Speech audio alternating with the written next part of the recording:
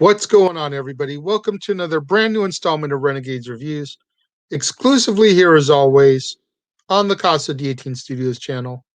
I, of course, am your host, the Renegade JJ Williams, and today we're going to be closing out the Ocean's Saga with 2007's Ocean's 13, starring George Clooney, Brad Pitt, Matt Damon, Andy Garcia, Bernie Mac, Elliot Gould, Scott Conn, Casey Affleck, Eddie Jemison, Don Cheadle, Shaobo Quinn, Carl Reiner, Eddie Izzard, Al Pacino, Ellen Barkin, and Bob Einstein, who is better known as Super Dave Osborne.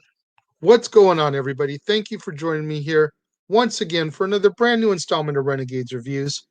And we're here today to say goodbye to Danny Ocean, Rusty, Linus, Basher, and the rest of the team as we do the final chapter of the Ocean Saga, Ocean's 13. And I know what you guys are thinking, but Renegade, what about Ocean's 8?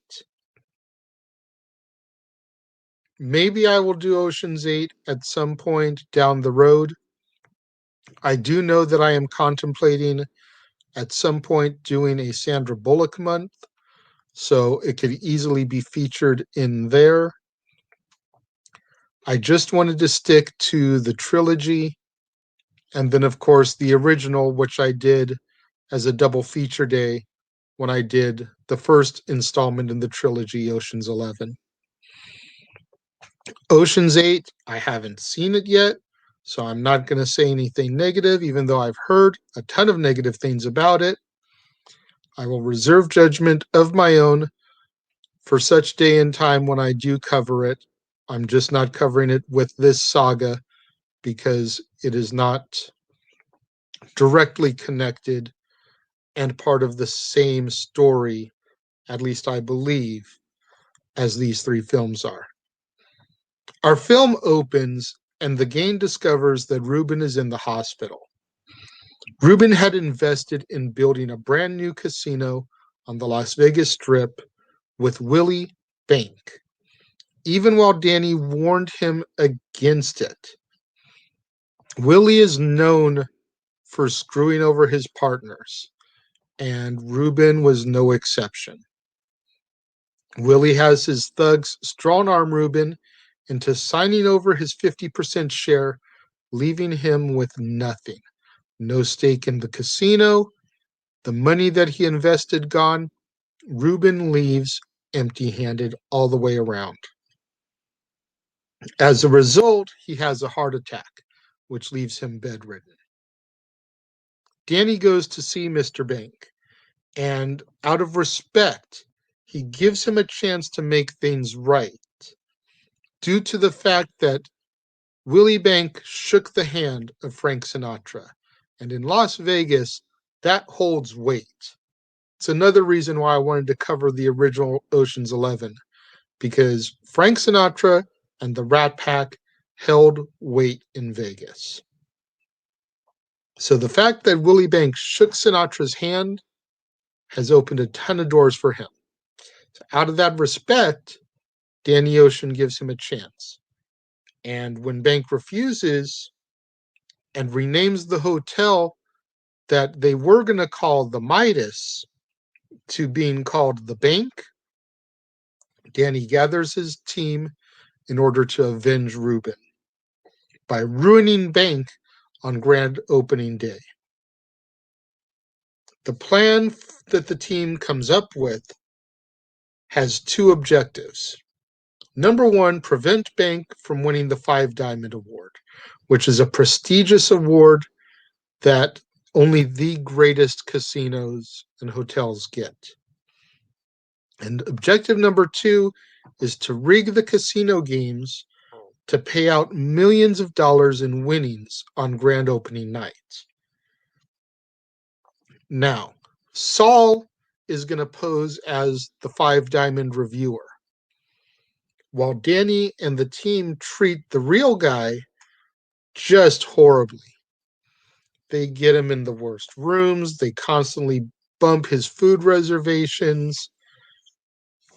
They just make his stay a living hell in order to give Willie Bank a horrible review. Because all the while, Willie is playing up to Saul, thinking that's the reviewer. The real reviewer is having the worst time of his life. So that takes care of number one. Number two, Banks's casino has to make $500 million in order for him to keep it, for it to stay open. Otherwise, the Nevada Gaming Commission seizes control of it. This, along with a top-notch security system known as the Greco, make the second item a little bit tougher to pull off. But as we've learned watching these other two installments, if anybody can do it, it's Danny Ocean and his team. What they can do with a little bit of work is implement various rigging mechanics into the casino.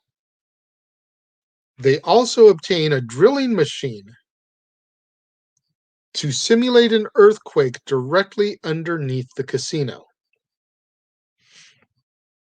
And they get a magnetron disguised as a cell phone in order to counteract the Greco. The plan on opening night is for Bank to disrupt the Greco by using the phone. This way, we initiate the rigged machines and then simulate an earthquake to force an evacuation, everybody running out with their winnings. That way, the casino doesn't get a chance to win the money back.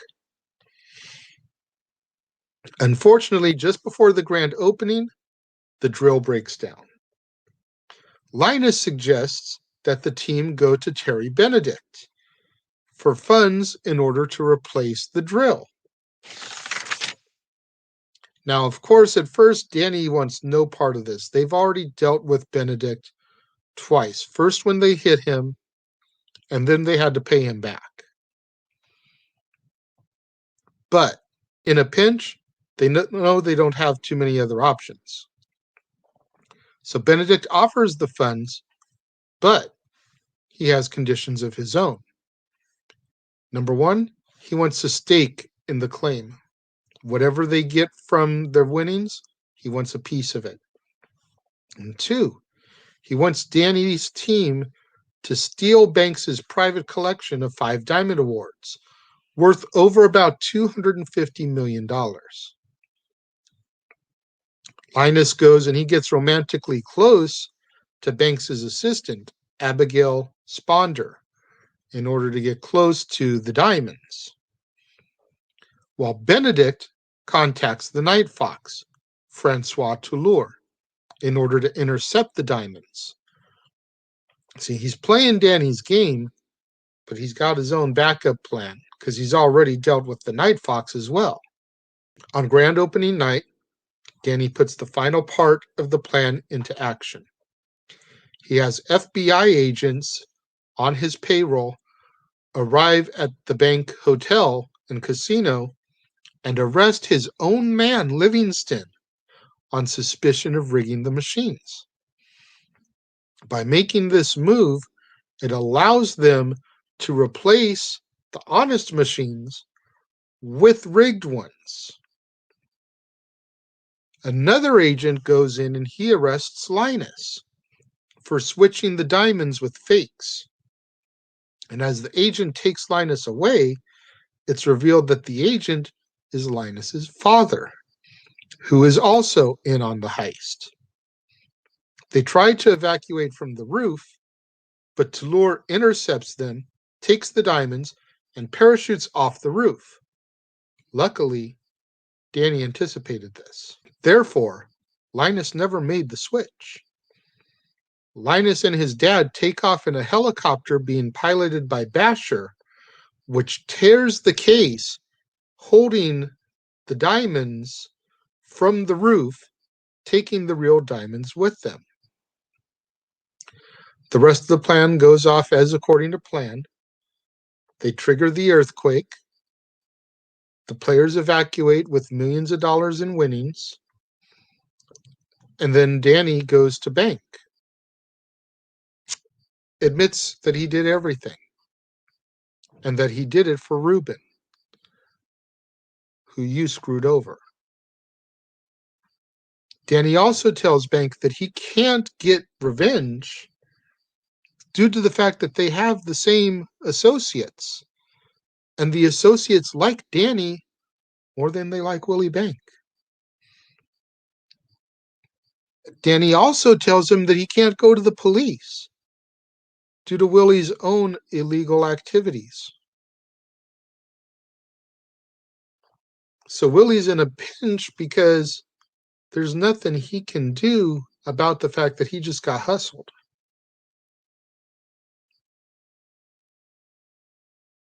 With the winnings, Ocean and his men buy some land on the Las Vegas Strip, and they give it to Ruben for him to build his very own casino. Danny donates Benedict's cut to a charity in Benedict's name, which Benedict is upset about, obviously, forces him to go on television and declare his philanthropy. And our film draws to its close with Danny, Rusty, and Linus getting ready to depart McCarran Airport in Las Vegas, Nevada, when Rusty rigs a slot machine to allow the true diamond reviewer to get $11 million of a jackpot, kind of as compensation. We're sorry for what we did to you and how we treated you. So here, let me rig this machine. You just walked away with 11 million bucks. Sorry. And that is how the Ocean Saga ends. This one I feel was definitely better than part 2. Again, as I talked about in part 2, I really didn't like it as much because it lacked that casino environment. And they went back to that with this, man. And I just love that. I love walking into a casino and you just get that energy. You could be dog tired, ready to pass out, and you step foot in that casino, you're wide awake again, man. The lights, the sounds, the energy, the people that are winning, you just get that high and that buzz, and it makes you want to go. And like I said, I feel that was seriously lacking from part 2, but man, they brought it back in part 3, and the addition of Al Pacino, amazing casting. I don't feel it's as good as part 1, but I do feel that it's better than part 2. So my official rating for Ocean's 13 is going to be 3.5 stars, right in the middle there. What do you guys think of Ocean's 13? Do you like it better than the original, as much as? Think it's weaker than the original? What about when you compare it to Ocean's 12? Better than Ocean's 12? Equal to Ocean's 12? Worse than Ocean's 12? Let me know. Leave your thoughts over here if you're watching the premiere, or if you're watching on demand. Leave your comments down here for me. Let me know what you guys think of Ocean's 13. Make sure you get out there on social media. Get those hashtags trending for me. Hashtag Casa D18 Studios. Hashtag Renegades Reviews. Hashtag Renegade Returns. And of course, the ever popular hashtag Shenanigans. We interrupt this episode of Renegades Reviews for an important announcement about merchandising. Merchandising? What's that? Merchandising. Come, I'll show you. Merchandising, where the real money's made. Make sure you go over to teespring.com/stores/Jeff Meacham Network for all the t-shirts you see here from the West Coast professor, Jeff Meacham himself. You can get shirts for the Jeff Meacham Network, Talk Wrestling, as well as the red and gold Meachamania shirts. And while you're there, don't forget to get your shirts of the Casa D18 Studios Brotherhood, the Dads on Wrestling shirt, the Renegade JJ Williams, Statboy Sports Bar, and the hashtag StatBoyApproved shirt. Make sure you go over to teespring.com/stores/Jeff Meacham Network and score your shirts today. Make sure you get out there, do what that commercial just told you. Go to teespring.com/stores/Jeff Meacham Network for all the official merchandise of the Casa D18 Studios Brotherhood. Get you your Statboy Sports Bar shirt, Renegade JJ Williams, hashtag StatBoyApproved, Dad's Not Always on Wrestling. Get you your official shirts of the Jeff Meacham Network, 3 designs of the Jeff Meacham Network logo to choose from, Meachamania, Talk Wrestling, so much more. Tomorrow, back here on the Casa D18 Studios channel, with another brand new installment of Renegades Reviews. Make sure you tune in as I kick off the final trilogy of the month, Bill and Ted's Excellent Adventure, starring Alex Winter, Keanu Reeves, George Carlin, and others. You're not going to want to miss out tomorrow when we kick off Bill and Ted's trilogy right here on the Casa D18 Studios channel. Thank you guys for watching. Thank you to my loyal viewers. I greatly appreciate each and every one of you guys, and I will see you guys next time.